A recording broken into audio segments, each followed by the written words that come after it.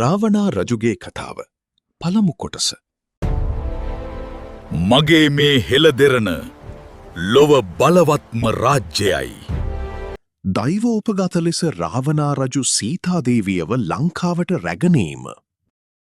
මා සමඟ එන්න දේවිය ලංකාපුරය ඔබට උරුමයි.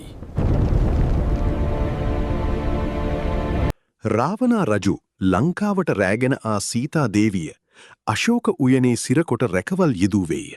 අශෝක වටිකාවේ හුදකලා වූ සීතාදේවිය රාමකුමරු ඉනතුරු බලා සිටී. වාමීනි, ඔබ මා සොයා කවදා පැමිණේවිද?